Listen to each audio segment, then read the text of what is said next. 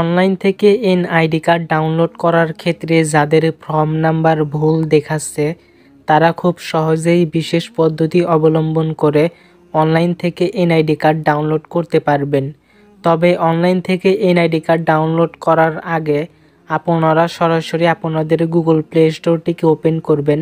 তারপরে উপরে search option থেকে এনআইডি ওয়ালেট লিখে সার্চ করবেন।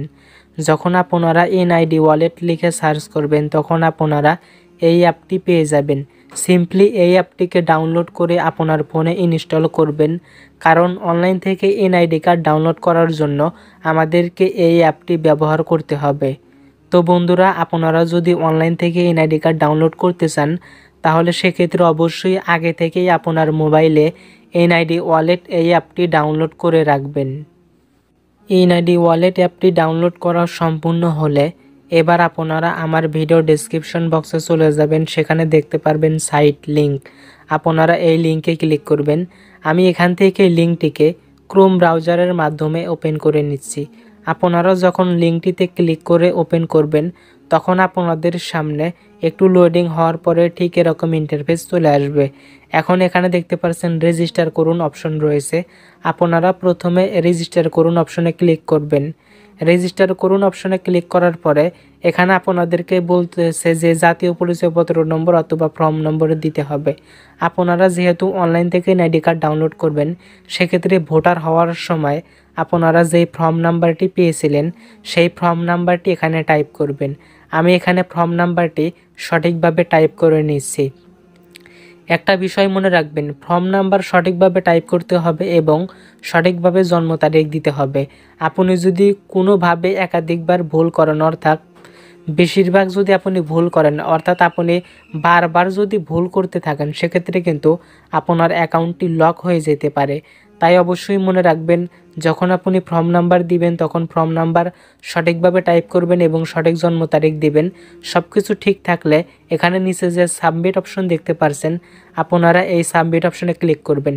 বন্ধুরা, এখানে দেখতে পারছেন আমি ফর্ম নাম্বার এবং জন্ম তারিখ সঠিকভাবে দেওয়ার পরেও এখানে কিন্তু আমাকে কি বলা হচ্ছে দেখুন, জাতীয় পরিচয়পত্র নম্বর, ফর্ম নম্বর, জন্ম তারিখ ভুল দিয়েছেন, অর্থাৎ জাতীয় পরিচয়পত্র নম্বর অথবা ফর্ম নম্বর অথবা জন্ম তারিখ কিছু একটা ভুল হয়েছে। কিন্তু এখানে আমি কোনো তথ্য ভুল করিনি। আমার যে ফর্ম নাম্বার রয়েছিল, অর্থাৎ ফর্ম নাম্বারের সাথে যেই নাম্বারটি রয়েছে আমি সেই নাম্বারটি এখানে দিয়েছি এবং সঠিক জন্ম তারিখ দিয়েছি। আপনাদের অনেকের সাথে এরকম হয়েছে, আপনারা ফর্ম নাম্বার সঠিক দিয়েছেন এবং জন্ম তারিখ সঠিক দিয়েছেন এবং নিচে যে একটি সিকিউরিটি কোড রয়েছে সেটিও সঠিকভাবে দিয়েছিলেন, কিন্তু তারপরেও কিন্তু আপনাদেরকে ভুল দেখাচ্ছে, অর্থাৎ আপনাদেরকে দেখাচ্ছে যে আপনার কোনো একটি তথ্য ভুল হয়েছে। এখন এই সমস্যার সমাধান করা খুবই সহজ। আপনারা যেই ফর্ম নাম্বার দিয়েছিলেন সেই ফর্ম নাম্বারের পূর্বে বড় হাতের NIDFN এই 5টি অক্ষর লিখবেন। NIDFN এই 5টি লেখা লিখবেন, অর্থাৎ এই 5টি অক্ষর দিবেন। NIDFN অক্ষরগুলো টাইপ করার পরে আপনারা এখানে জন্ম তারিখ সঠিকভাবে দিয়েছেন এবং এখানে কিন্তু এই যে একটি যে সিকিউরিটি কোড রয়েছে, একটা ক্যাপচা কোড রয়েছে, আপনারা ক্যাপচা কোডটি সঠিকভাবে টাইপ করবেন।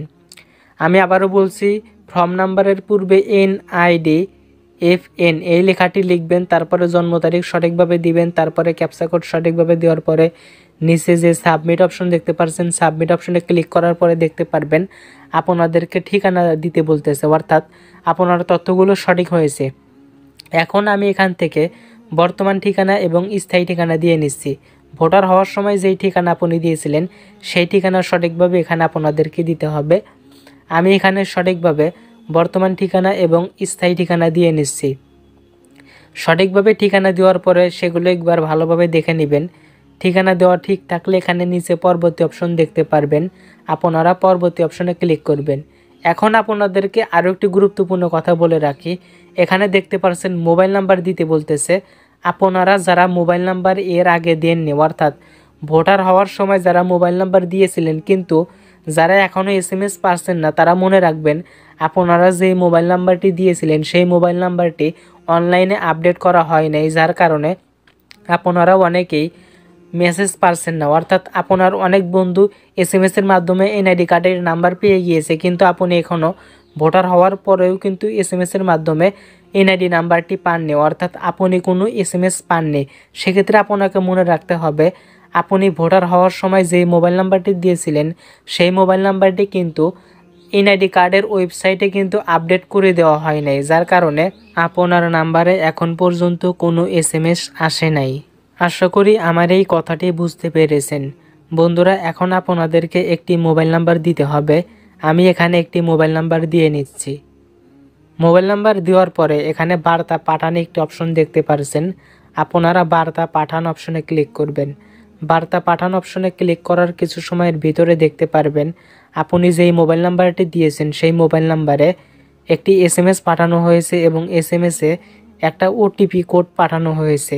সেই OTP কোডটি আপনাদেরকে এখানে সঠিকভাবে টাইপ করতে হবে। আমাদের কাছে যেই OTP কোডটি পাঠানো হয়েছে সেই OTP কোডটি এখানে সঠিকভাবে টাইপ করে দিচ্ছি। 6 ডিজিটের একটি OTP কোড সঠিকভাবে টাইপ করার পরে এখান থেকে বহাল অপশনে ক্লিক করবেন। সঠিকভাবে OTP কোড টাইপ করার পরে বহাল অপশন দেখতে পারবেন। আপনারা এই বহাল অপশনে ক্লিক করবেন।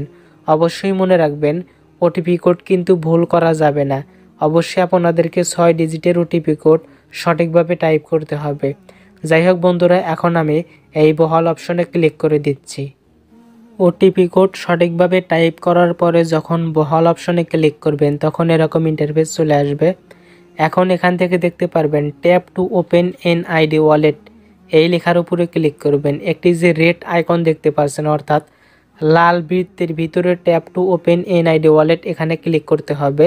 এখন আমি সরাসরি tap to open NID wallet এই অপশনের উপরে ক্লিক করে দিচ্ছি।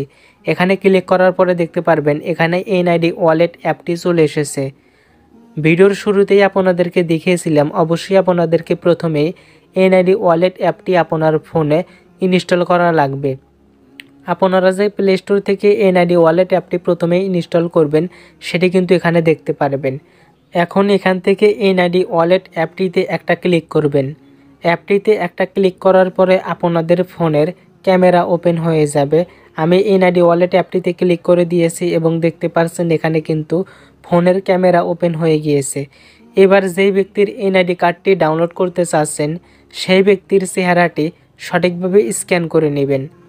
এখানে দেখতে পাচ্ছেন আমার বন্ধুর চেহারাটিকে স্ক্যান করে নেওয়া হচ্ছে। নিচের 3টে ছবিতে টিকমার্ক চলে আসলেই কিন্তু চেহারা স্ক্যান কমপ্লিট হয়ে যাবে। এখন এখান থেকে ওকে অপশনে ক্লিক করে দিলাম। তারপরে দেখতে পাচ্ছেন এরকম ইন্টারফেস চলে আসবে। এখন এখান থেকে আপনারা চাইলে একটি পাসওয়ার্ড সেট করতে পারেন। দেখতে পাচ্ছেন আমাদের কিন্তু চেহারা স্ক্যান কমপ্লিট হয়ে গিয়েছে। এখন এখানে দেখতে পারবেন সেট পাসওয়ার্ড, সেখানে ক্লিক করবেন। তারপর এখান থেকে আপনার ইউজার নেম দিতে পারেন অথবা আপনি শুধুমাত্র পাসওয়ার্ড সেট করতে পারেন। এখন আমি এখান থেকে পাসওয়ার্ড সেট করে দিচ্ছি।